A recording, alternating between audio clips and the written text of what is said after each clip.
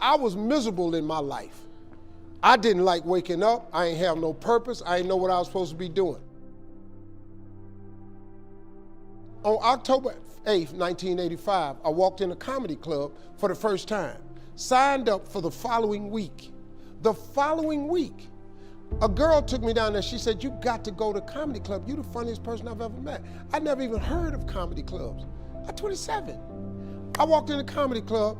I signed up for the following week. I'm gonna sit here and learn. I knew I was funny. I just didn't know what to do with it. They had 10 acts go up. 9 of them went up. I didn't laugh at one joke. I was just sitting there just, man, I wish that was me. Man, they should have said this. Every joke they told, I knew the punchline before they said it, and I wrote a better punchline in my mind, what they should have said. It got to guy number 10, they called his name, he wasn't there. They said, well, he's not here, we're gonna go to next week's list. Steve Harvey, where are you? Long story short, I won amateur night that night. I won $50. It was a 45-minute drive to my house with this girl named Gladys. I cried 45 minutes. She said, "What you crying for? It ain't but $50. I said, no, you don't even understand. I was born tonight. I now know what I'm supposed to do. I went to work the next day, October 9th, and quit my job. With $50, I had nothing. I just never gave up. I'm gonna tell you something. That decision cost me everything I had. I lost everything. I lost my family. I lost friends. I lost everything. I became homeless. I lived in a car for 3 years. But I just saw this, I saw this vision. I just pursued it. I said, wow, that's it. You have to take chances in life. Life is about risk. If you play it safe in life, you ain't gonna have much of a life. If you play it safe, you won't have much of a life. Life is risk. It takes courage to pursue your dream. Now, it's gonna cost you something. Most people are not willing to pay what it costs to go after your dream, because you're gonna have to hurt a little bit. And most people don't like being uncomfortable. If you don't wanna be uncomfortable, please do not pursue success, because success is a very uncomfortable feeling. And I just learned to be comfortable being uncomfortable. Life is hard. See, for every time you have a plan, a dream, an aspiration, or a goal, do you know what happens every time you have one of those? This thing comes along called life. It happens to everybody.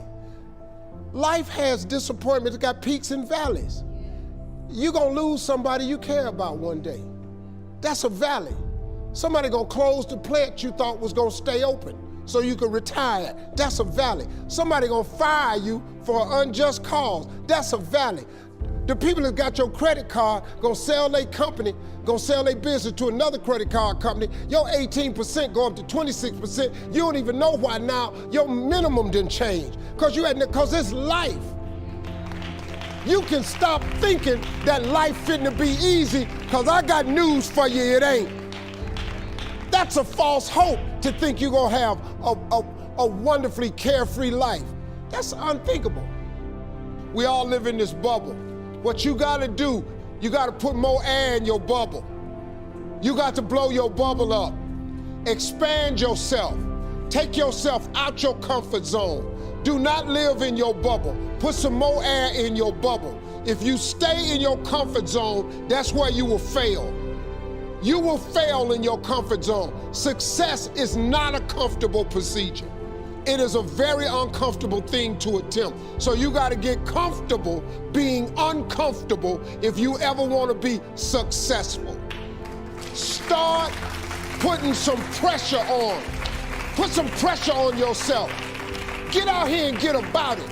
Look, I'd love to sugarcoat this thing for you. I'd love to tell you, look, you can go out here and get rich, do a couple of things. That ain't happening. You gotta get real doggish. You gotta get downright funky if you wanna make it. Now, like I was telling you before, if you wanna be ordinary, you ain't even gotta listen to me. Just go on about your business. If you think ordinary is cool, ain't no problem.